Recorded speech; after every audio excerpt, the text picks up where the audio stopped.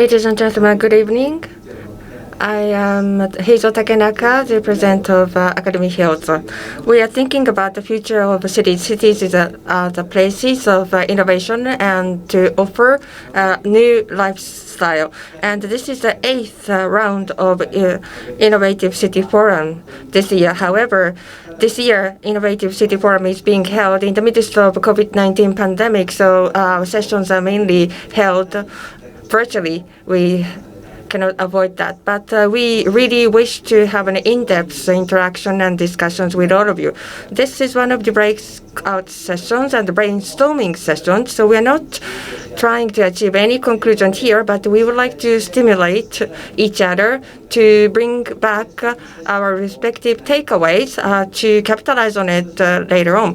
The brainstorming sessions in this way have been conducted over the several years, and this year we are focusing on how our lifestyle and behavior will be transformed in this context. And then we have been completed the first one of the brainstorming sessions about how the communication will be changed. And this second round of brainstorming session is focusing on the revolutionary change in values. We have a prominent speakers to discuss this exciting topic. I would like to be concise as much as possible so that you have ample time for discussion. So I hand over to you, Ms. Fujisawa. So this is the second brainstorming session. We'd like to talk about the changes of values. Here is one request to you. This is the brainstorming session, as Professor Takenaka mentioned. Therefore, all of you who are listening or participating, we would like to welcome all your comments, free opinions. And I think on the screen, you will have if you shrink the screen where you see my face, and on the right-hand side of your screen, Slido service will come out where you will be able to input your comments or questions. So if you contract the screen, and then please feel free in inputting whatever comments or questions you may have as a response to what we discuss. And we are going to pick them up in our discussion so that we can have deeper discussion with panelists. So I hope that you will send us a lot of questions and comments. Now we would like to start. Rather than introducing one by one, but maybe we would ask each panelist to introduce themselves and new indicator on behalf, instead of the GDP, to think about the new affluence. And we'd like to talk about new indicators as well as GDP, what GDP is. And I think that the first we'd like to invite a speaker from academia, from Graduate School of Economics at Osaka University, who is expert in the gaming theory, Associate Professor Yosuke Yasuda. Could you please have the floor?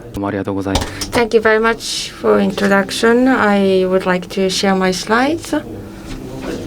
Well, detailed self-introduction, I would like to do that later because time is so limited. I just would like to speak to my slides. So our topic is regarding a GDP. I just would like to remind the definition. It sounds like the classroom at the university, but I just would like to go back to the basics. So GDP's definition is the total amount of added values generated within a certain period of time, such as 1 year, in one country. So these are new values generated within a predefined period. So this is a flow concept in economics. And as opposed to stock, a flow is different from stock. And we are going to have a fall-winter season, and you take a warm bath. And then your flow is the amount of the hot water that you can have within 1 hour or a certain time slot in your bathtub. So that's the flow. And the GDP is to measure this flow, such as the velocity of ongoing economic activities, not stock. And how the added values can be measured. In principle, what is measured is only the goods and services transacted in the market. Therefore, what is outside of market transaction, the family organizations, the local communities related to economic activities, which are very important economic activities, they are not measured by the GDP, by GDP's definition. Now, in general, what is the problem with metrics or scale or rule or can be difficult to measure, may be not very useful, or however can be very much have too much impact. And in the case of GDP, in terms of difficulty or ease of measuring, well, GDP is an easy to use measure because they just focus on what is transacted in the market. Is it useful or not? Well, I thought about it prior to this session, and there was a prior survey with the participants before this seminar, and more than 60% of the respondents said that the income is the most important, and transaction expenditures and income from the viewpoint of the macroeconomics are all equal. So GDP is measuring actually the aggregation of all the Japanese population's incomes. So it is to that extent useful. It's fair to say. But GDP's biggest issue is that it is too influential, has too much impact on day-to-day basis. So how much is the GDP growth percentage? I think you are exposed to that report by the news. But your own income or your revenues or your company's revenues, are you tracking it on the daily basis? And the GDP is not directly to your income. It is the aggregation of the income and the gross domestic product. And then you are hearing the report on day-to-day basis about the 1 or 2 percentage points change in the growth rate of GDP. But you're not tracking your own income fluctuation in that detail. So GDP has too much impact. So what should we do with this GDP? Well, one radical solution could be to discontinue use of the GDP because it has too much impact, or to switch to other alternative such as Wellbeing, which will be, I'm sure, discussed in the following this presentation by Ms. Murakami. Third approach is to diversify and increase in order to use other metrics and scales, not only GDP. So what can be those other approaches? Well, Ms. Kate Rowers, economist, is suggesting this concept of donut economics. As you can see on the top right, this is a bit small, but this is like a donut. And the outer boundaries are the environmental ceilings. So you should not go beyond this because it's not sustainable. And the inner ring is the society's foundations. You shouldn't go inside of that because it is not sustainable either. So being in between them is the right part because that's the space of the safe and just space for humanity.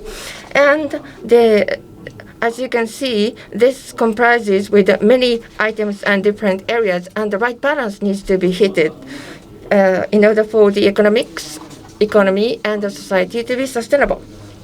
And what can be the diversification of the metrics? I think there are two types. In order for the communities and society, economic areas, for them to be significant meanings, I think these two metrics need to play organic roles with each other. The one is to focus about the size.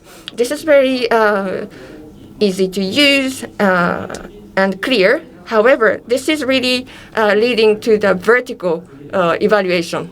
The more you earn, the better you are, or the more you earn as a company, the better the company is as a business. That's one. The second type is to focus on the measuring distance.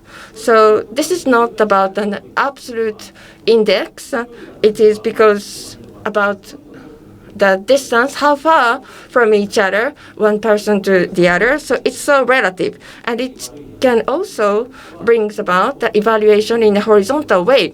It is not absolutely good or bad or wrong or right.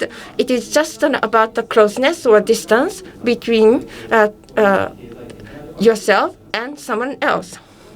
And with this type of metrics, you may be able to attract many people into communities and also perhaps visualize the values which are not measured by the first one of the metrics focusing on the size. You can perhaps generate a token to evaluate and generate the added value of the affinity. And then if you have this size and distance type of metrics, both of them, you may be able to have the gravity to attract many people. So it can be SDG. Well, thank you very much. Well, I would like to go in more depth discussion about this SDG hypothesis. Maybe from ICF brainstorming session, a new global metrics can be born. That would be very interesting. I have a question to you, Professor Yasuda. Do we need a scale? Well, yes, it's a scalar. So I think what you think of as a scale in the first instance is a scale to measure size. And in the area of the education, you have the scores, marks of the test, or standard deviation.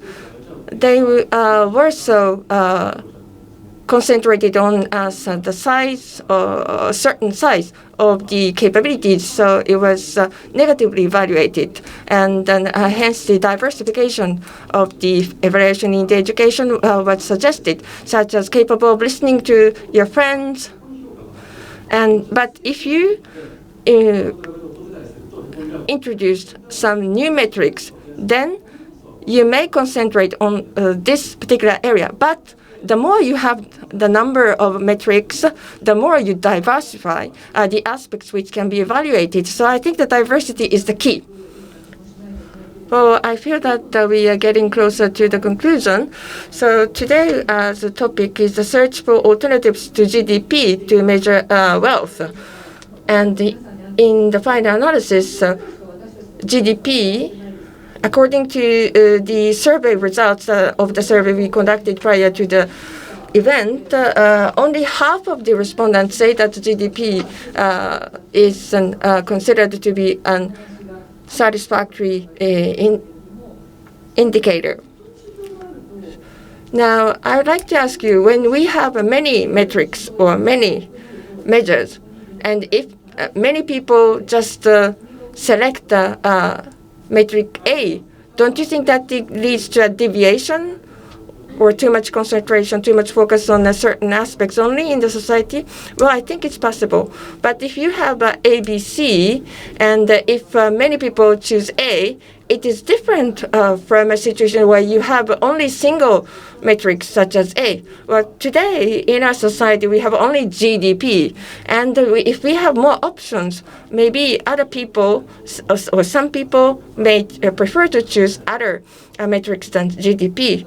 Well, we do have a stock accumulation of wealth and capital in the society that is not at all measured by GDP. I think it's quite a big issue, and I think two other speakers will be able to discuss such an alternative and diverse metrics. Thank you.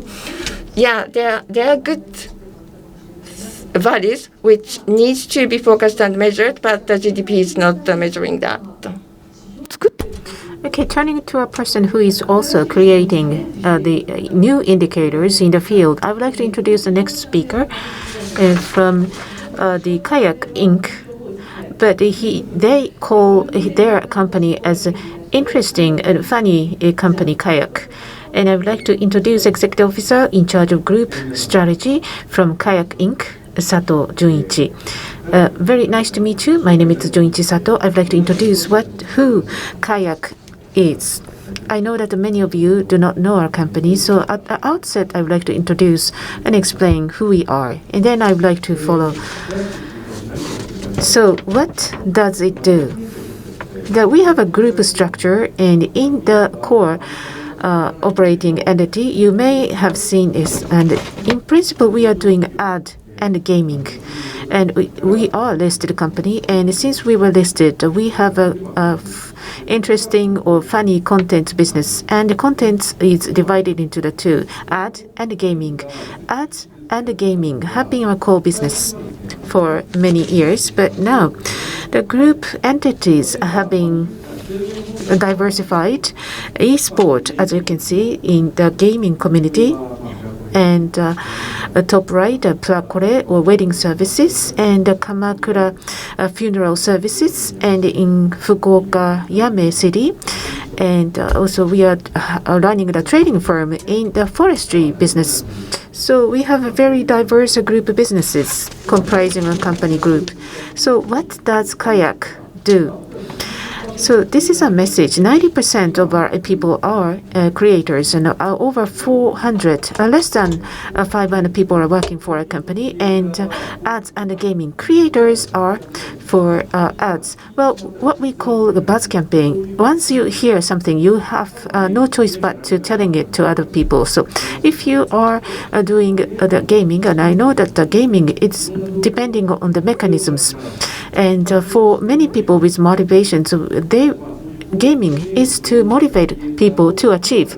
Gaming and ads and gaming are diversified into the really wide-ranging lifestyle-related domains. Unique structure is exhibited by our company. Our strengths, the value creation as a service and value creation as contents. On the left-hand side, the service, whether or not the service is an appropriate term to describe this, but the convenient and commonized and safe and secure services have been created on the internet services as well for anybody. And however, we are focusing on contents, the manga or animation and the TV and so forth program, and likes and dislikes and sensual and the ideas, and many people, some people who loves it, really loves it, and attachment will be generated. So individualization is our focus of area. And if you look at people in the town, and then you may think that all the towns may look same, lost individualism, and in the development processes, and lots of things that have been developed, and all the cities look the same. And we would like to promote individualism.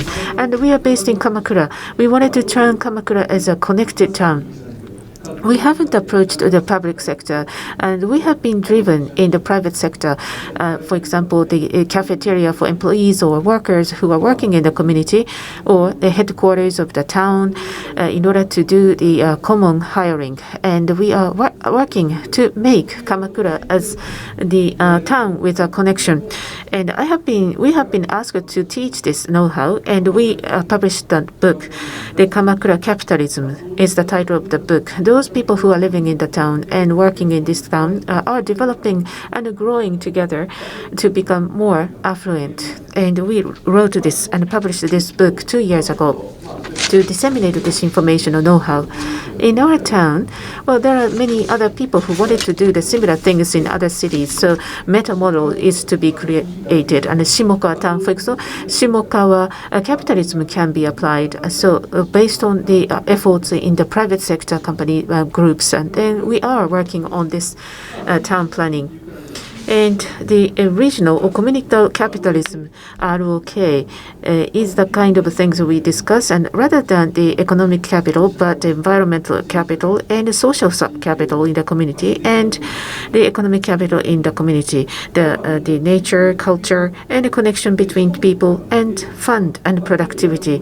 And we say the capital, and in the rural areas, there are lots of strong connections between people. So why don't we use it as the source of capital? So something will become the source, and based upon the connection between people, we can utilize the nature and the culture, and based on the nature, and you can utilize the economic capital. So if you do this, and then there are things that we hope that there will be incremental value created from this connection.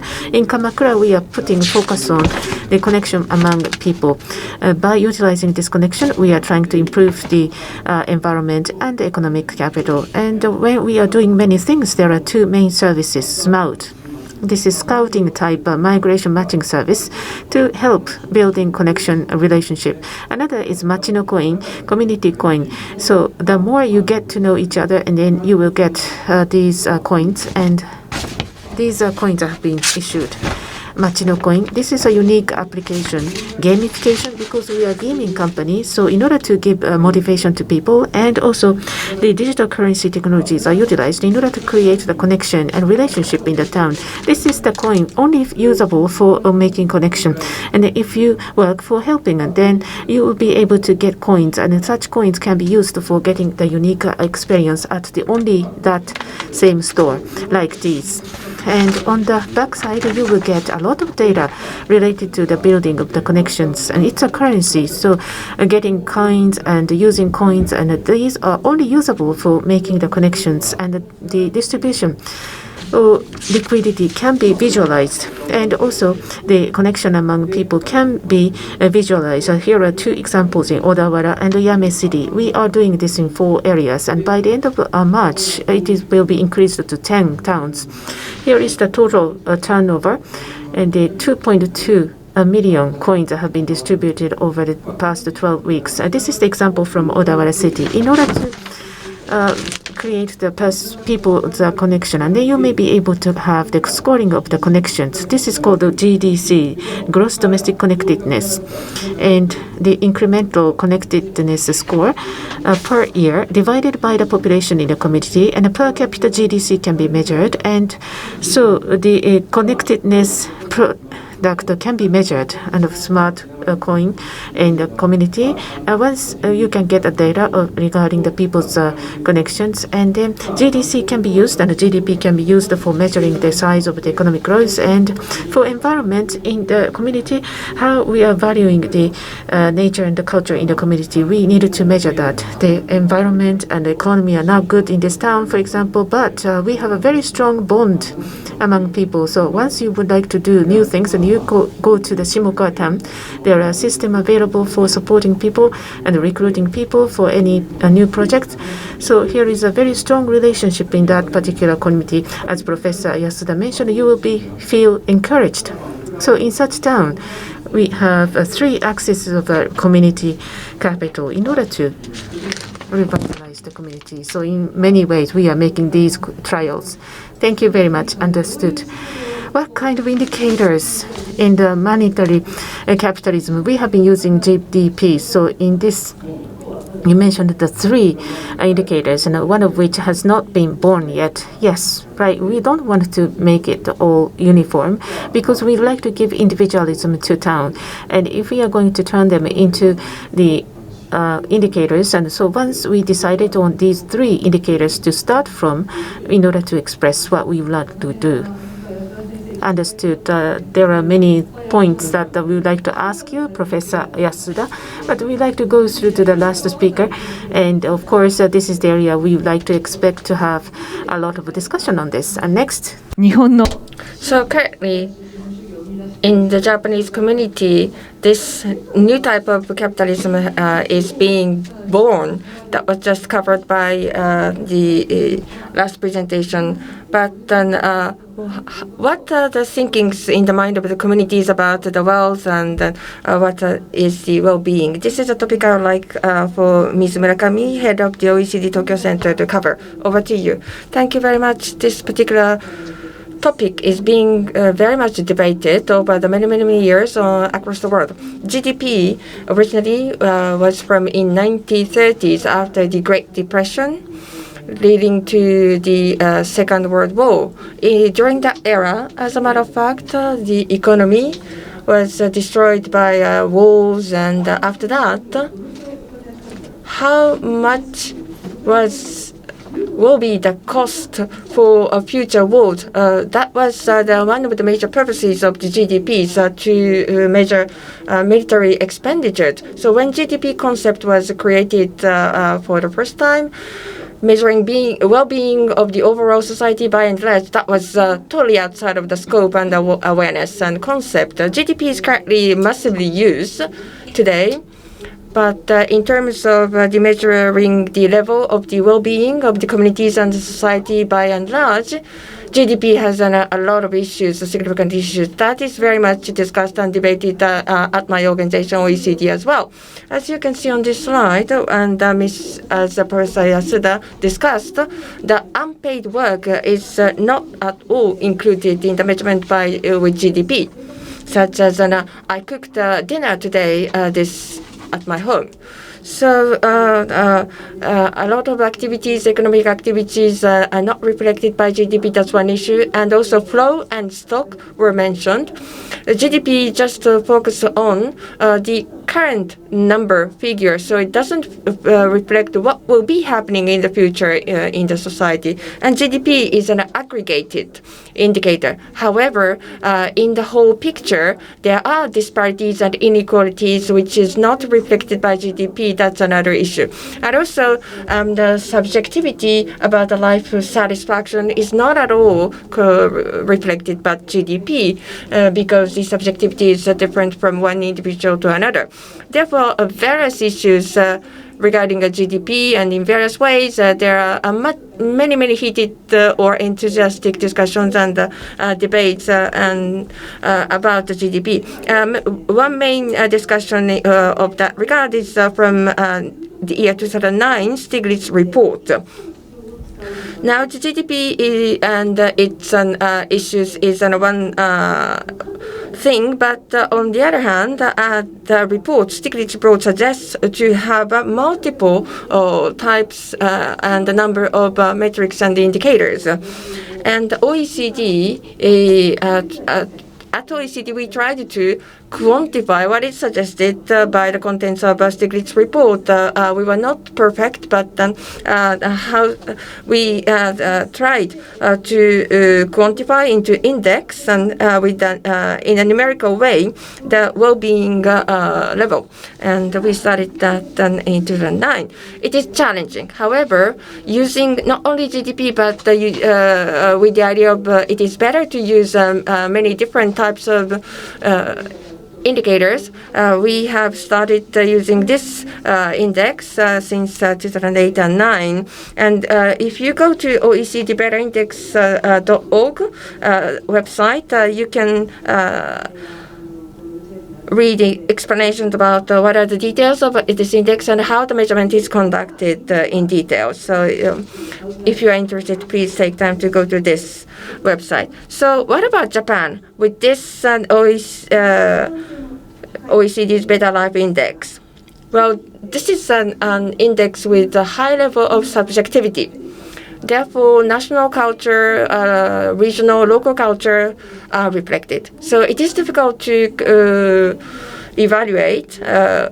However, we tried. And as you can see here with these numbers, civic engagement in the middle, for instance, is very low in Japan. For instance, turnout at the time of elections in Japan is very, very low. So Japanese citizens are having a low level of engagement with civil society. So the number of civic engagement is low. And also in the health area, the result number is relatively low. This is about how you perceive your own health state. Well, many Japanese people are not very much confident about their healthiness. Now, regarding the jobs, it is again low because of the long commuting time and tough work. Education. This is about, on one hand, the number of years of education received, and also, we also at OECD conduct a survey to investigate into the skill level. That is also reflected by this score of education, which is relatively high. So if you're interested, please compare these results with other countries' results. Now, next one, this is about the trust. How do you think the other people are trust? And we investigated into this, and surprisingly, trust and GDP has a high level of correlation. But we were able to cover only some number of countries on the globe, mainly European countries only. So we don't have a global results. But as far as European countries' results are concerned, there is quite a relatively clear correlation between the trust and GDP. Can you trust your community, your neighbors? Can you trust your society or your country's political leaders? And if the answer about the trust level is high, also GDP tends to be high, which is an interesting result and findings. However, high GDP countries have oftentimes disparities and inequalities of income, which is completely masked by the GDP, which is a great concern to us at OECD. Over the past 20 years, the inequalities expanded at an incredible speed, which is not at all possible to be measured by GDP.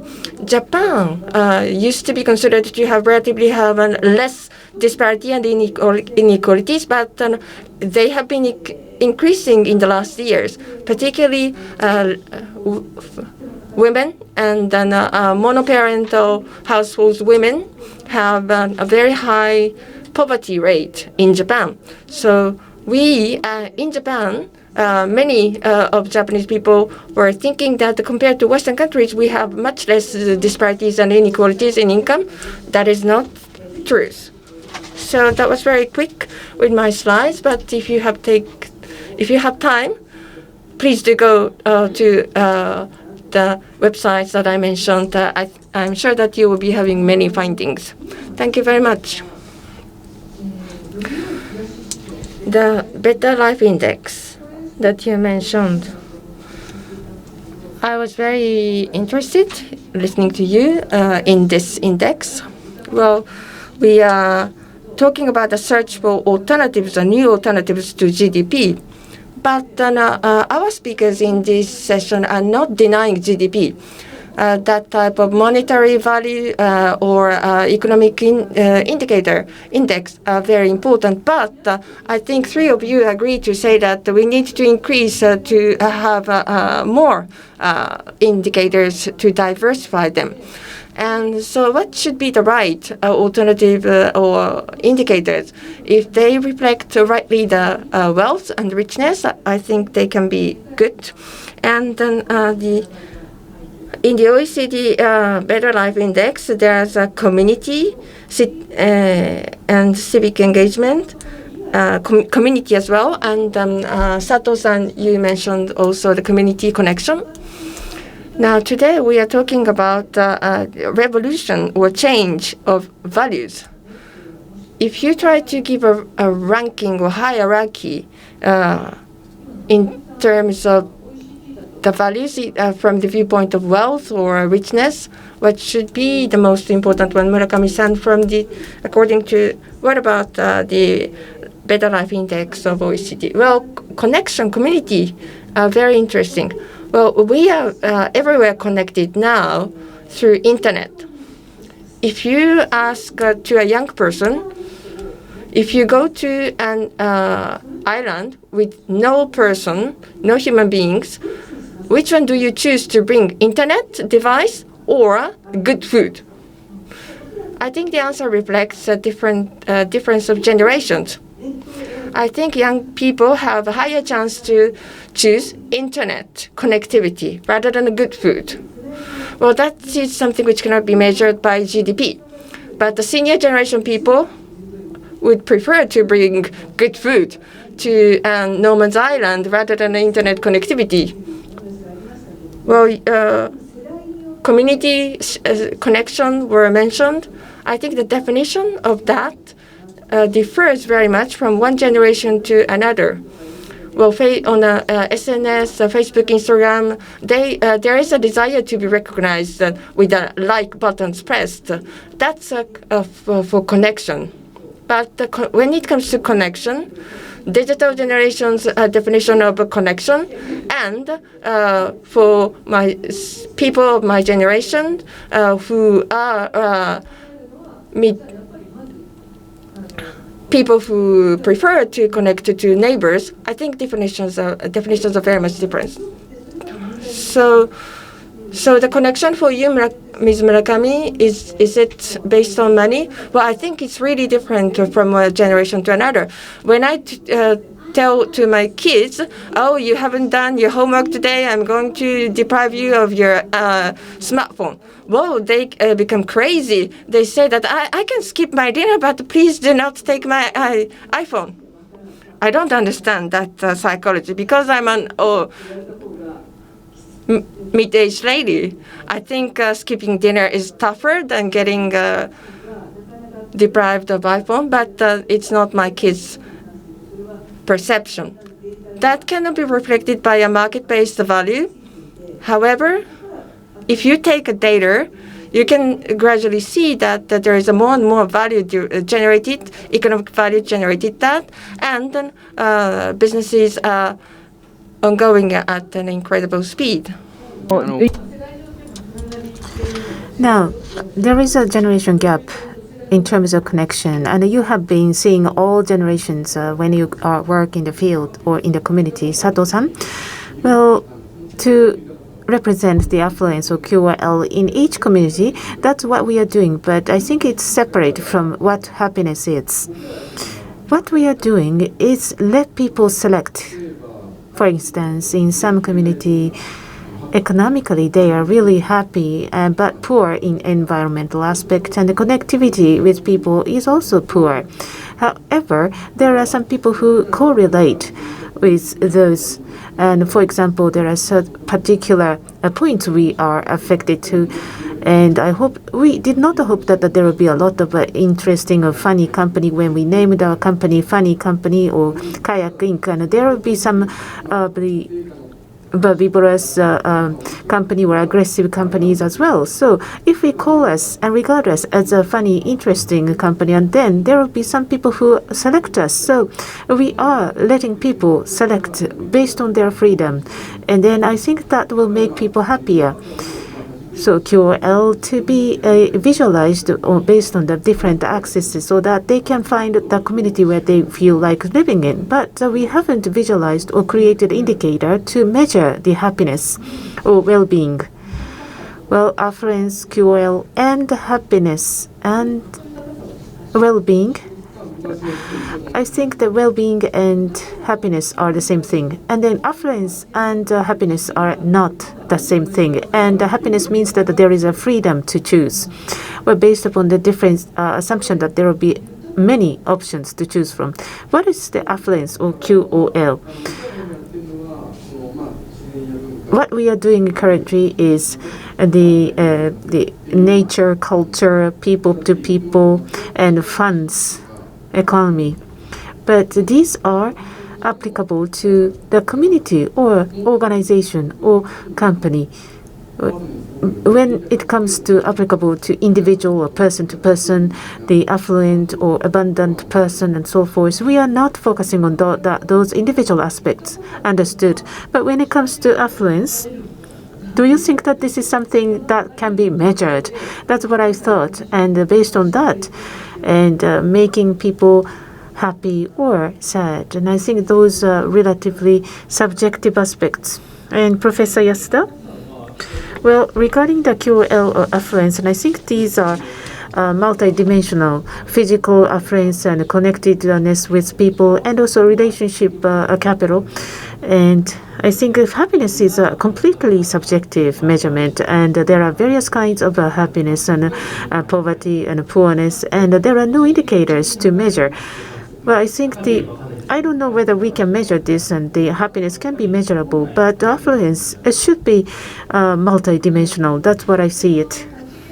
Okay, understood, and multidimensional. And when it comes to developing the new scale, affluence, this is the most appropriate term. Well, I think that connectedness is the key word of this session, or community which can be existent based on the connectedness. So why connectedness is so important? I was thinking about this. GDP is based upon the transactions on the market. So market economy has been in the big trunk in our market economy or capitalism. But if we continue to rely solely on that, and then safety net, and of course in your day-to-day living, and you are not able to gain happiness only by money. So economic activities other than the capital economy, and those activities are supporting our lives in Northern European countries. I think that support is provided by the country as well, and without the mutual help or without such connectivity in the community, some countries may help the people in Japan within the company or in community. The mutual help type services are provided nowadays in family members. Well, I wonder whether it is self-help or mutual help, the altruism and mutual aid or helping. So these are the elements for providing cares, and without spending money, then other things would be necessary.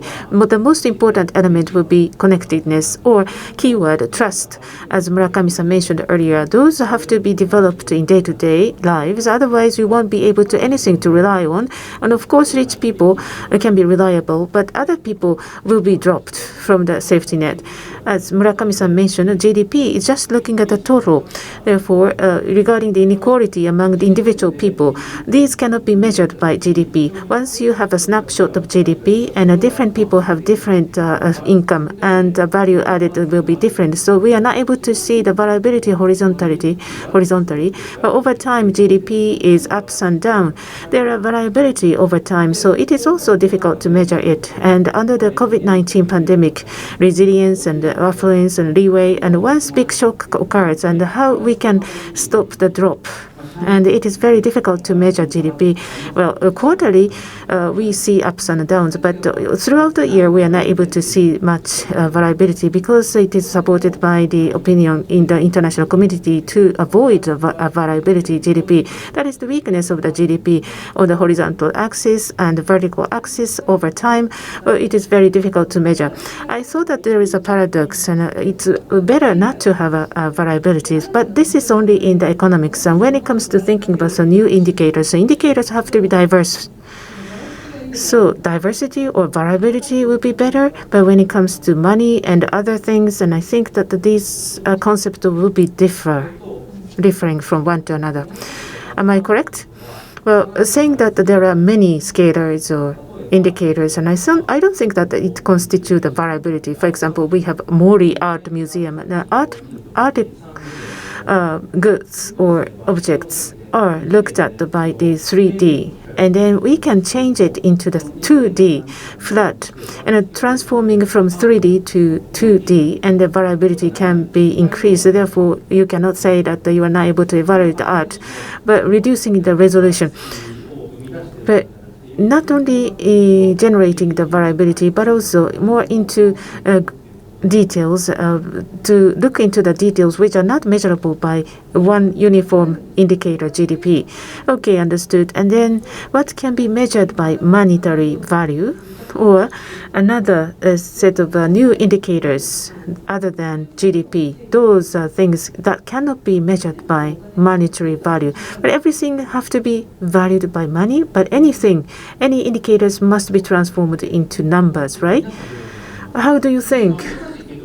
When you think about indicator, scale in English,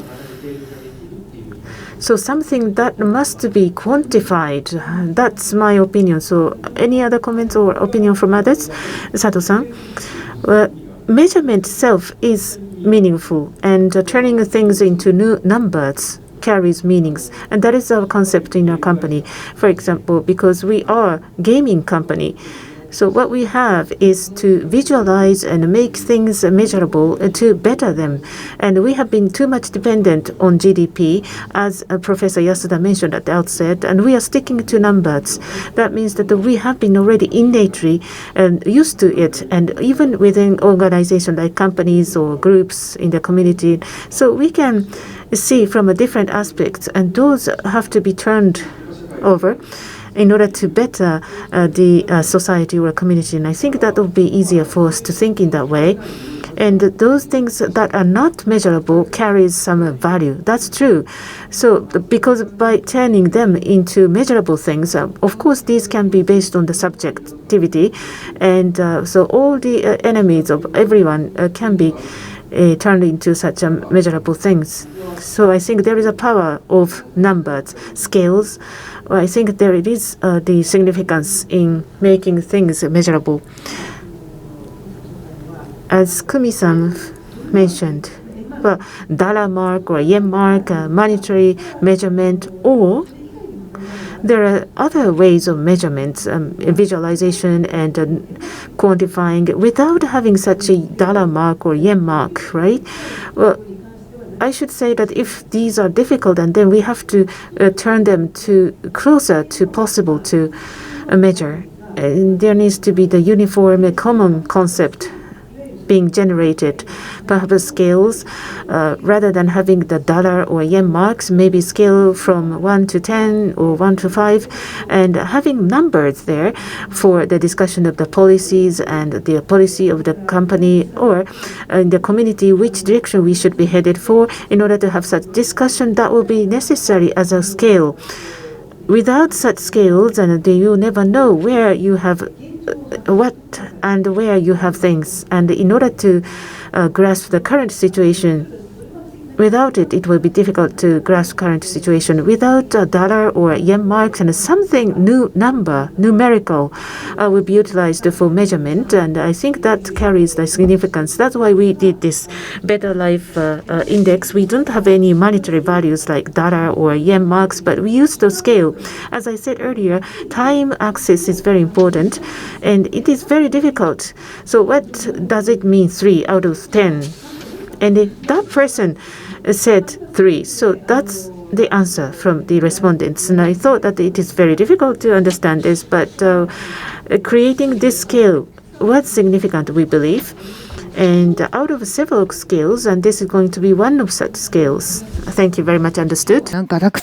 Well, thank you very, very much. We are receiving many comments from the audience. I'm delighted. Suzuki-san said, rather than being measurable, I think it is more important that this becomes a common language so that we can communicate with other people. Yes, that's the point. Alternative to market economy, how we can operate that type of alternative community and economy, that was mentioned by Sato-san. And you talking about the coins which are not cashable but which can roll a lubricant to have a better communication within the community. I thought it was something which we need. Well, in the past, in the community of people or families, we were not able to get out of that. And we were not really had no choice, and we couldn't exclude ourselves from the family. That was the case in the past. However, now we have a much greater mobility in this community of 21st century. We can leave the community or change the employment, but we still need some connection. Otherwise, we cannot be retained to one place. And I think it is valuable to measure what is retaining, what's connecting people. For instance, on the SNS, you press the like button, that is quantified and then measured as a numerical value. And that's visualized, so it's easy to understand, it's clear.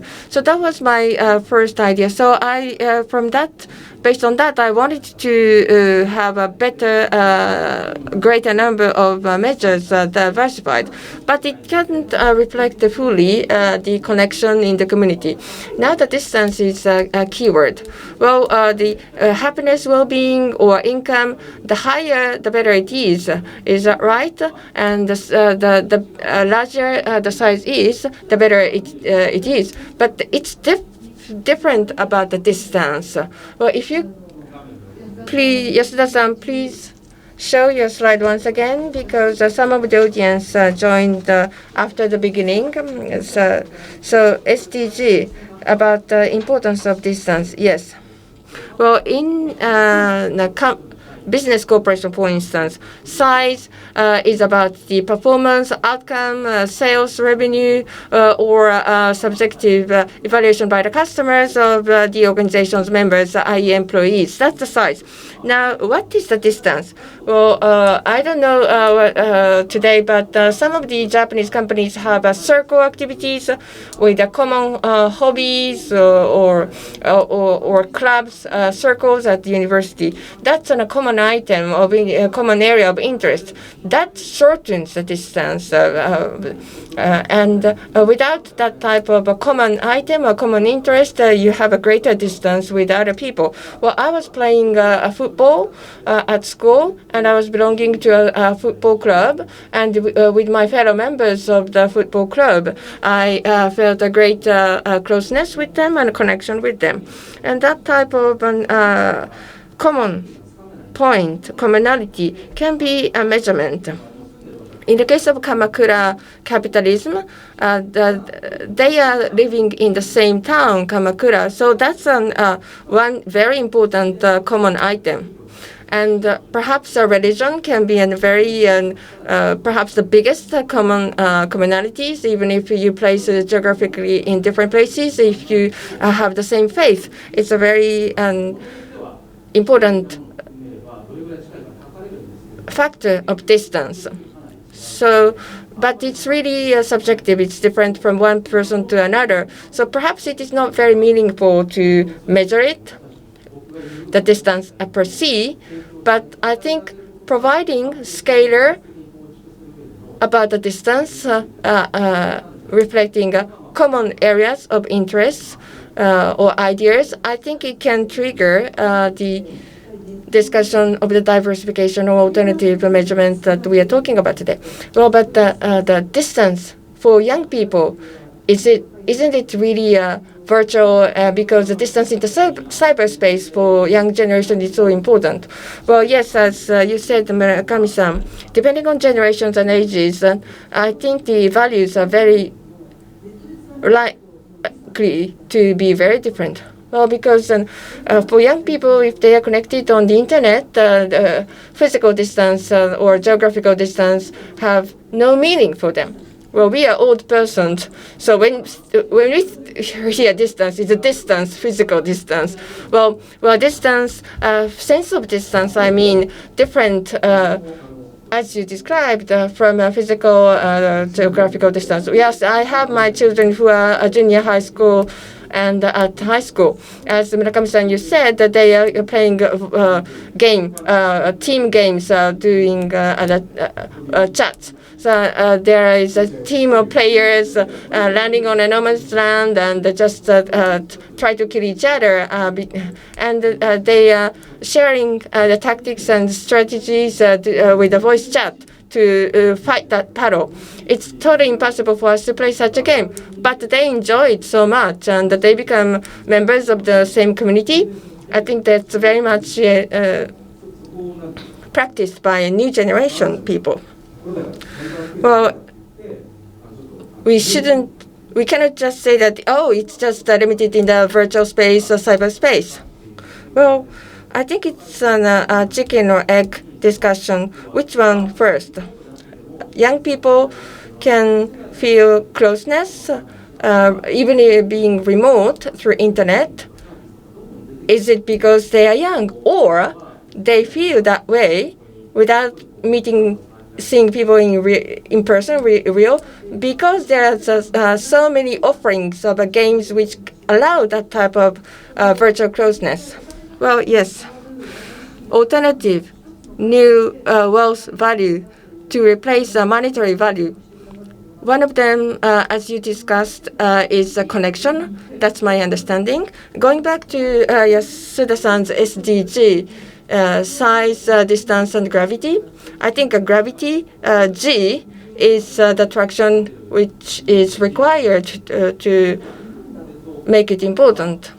Well, it's S times by D is the G, because in the market economy, distance has no meaning, because you can transact, you can have a commercial transactions by providing good or service and be paid by money. You don't have to be connected at all in the market economy. And revolutionary tools which allows for that economy to happen is the money. So the money is the most powerful tool. And through money, and you trust money, you can transact with the people that you don't know. But if it's fake money, that's the end. However, the mutual aid or altruism are not the factors at all of this market economy. And when it is a crisis, other types of transactions which are based on money need to be operating, such as today under the COVID-19 pandemic. So with this pandemic, and I am increasingly thinking that this type of alternative to market economy is important. So SD are in parallel, according to Yasuda-san, right? Like financial, monetary economy and the non-monetary economy. Yes. For some things, like the market economy, only S is prevailing, and D is more prevailing for families, non-monetary. So I think what is important is to hit the right balance between S and D. Well, in a typical example, Japanese listed companies, they are struggling to grow. I think they have not been able to really rightly measure the size, because the contribution of the employees is not easily visualized. And then performance pay, in the mind of many companies, are the quantification, the reflection of the employees' contribution. But it shouldn't be just a quantified measurement. It can be just an award presentation to celebrate the contribution in a big party of employees. Well, it used to be like a communities and with a short distance and as a collection of members. However, it has become different. Now, if there is a common commonality such as a shared value amongst the employees, then the distance gets shortened. But when the revenues and the performance go down, and if there is no connection among the employees, then it make the business corporations weak and lower the valuation. I think that's the case of the many companies. Understood. Measurement and the measurement of money. These are all included here in your formula. Thank you. Understood. Then, once again, GDP and quality of life or affluence.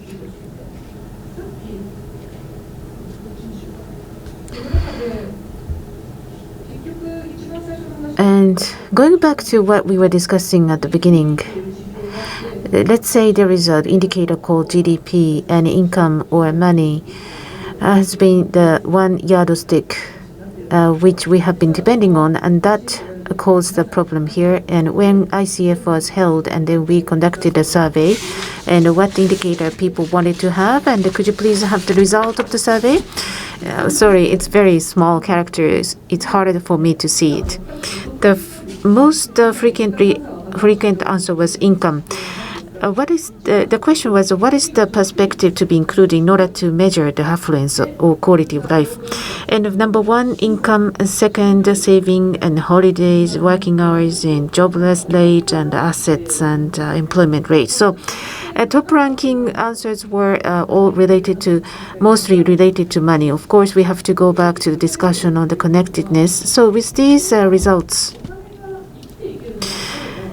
as long as people have money to sustain lives, and then do you think that people can stay happy?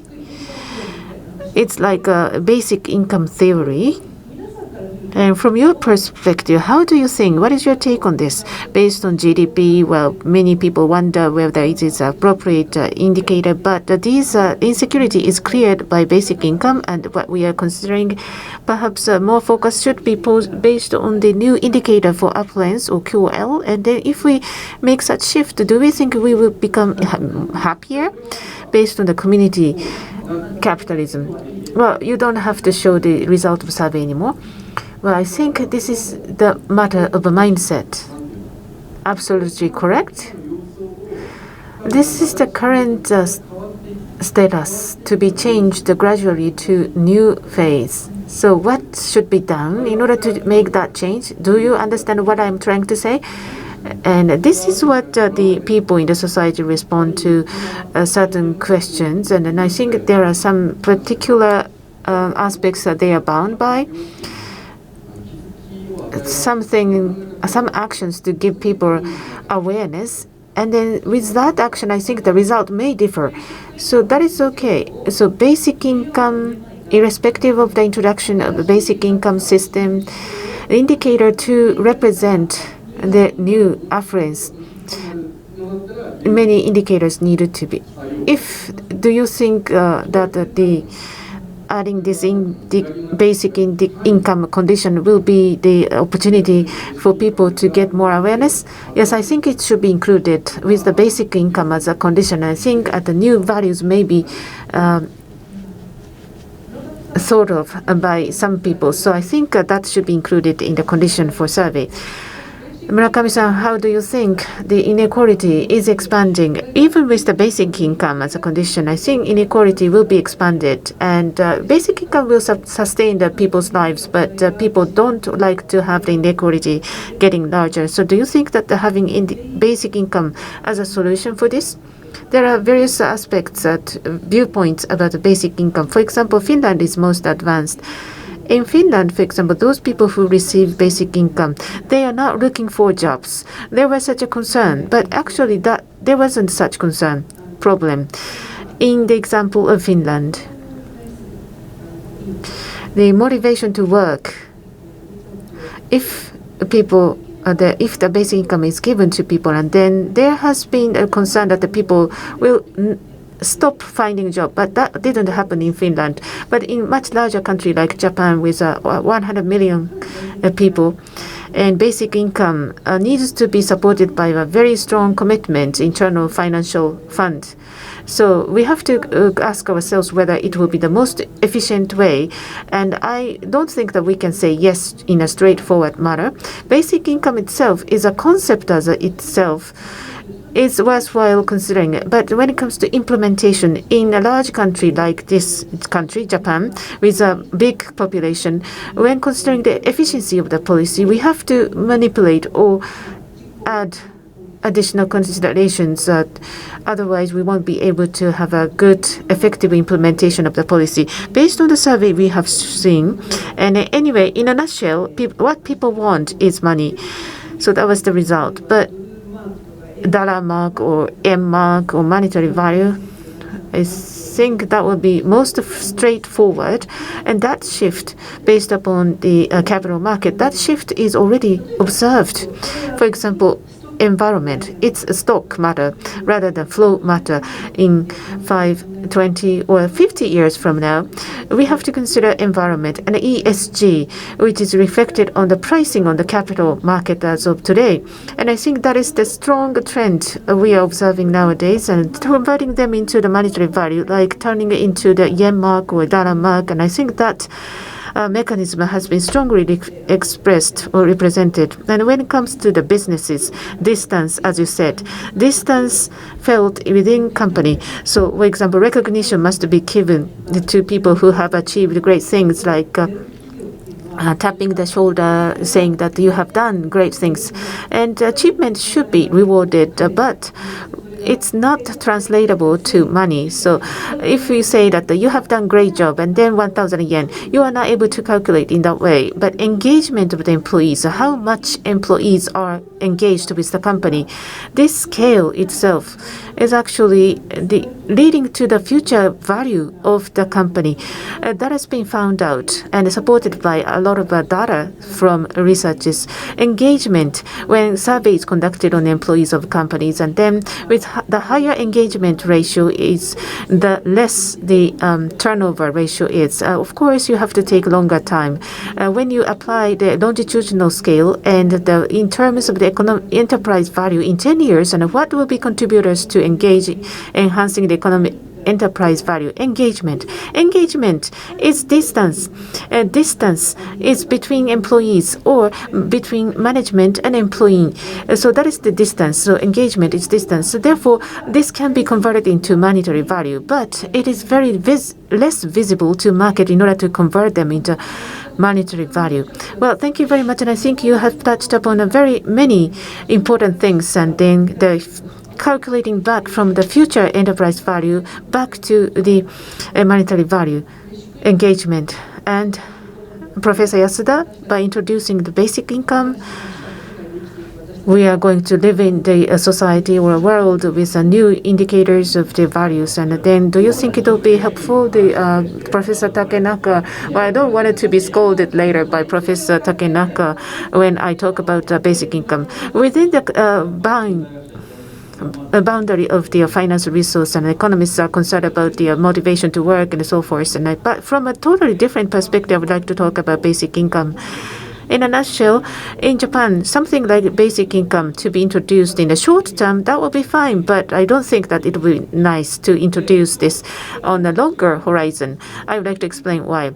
The scale has been the topic of discussion. Basic income is to be fixed or strengthened ultimately of the scale of the monetary value, because the people's lives cannot be sustained only by the capital market, rather than the public help and the mutual help. And so everyone should receive the basic income to sustain their basic lives, and not enough value. Like, it's different from what the Professor Takenaka mentioned as 70,000 yen or so, but the considerable amount of money will be distributed to individual people in the country. So, of course, with this money, we will be able to sustain my life, and then the disposable hours time will be available, and then we will not be able to sustain by my own income, and then I will feel strongly dystopia.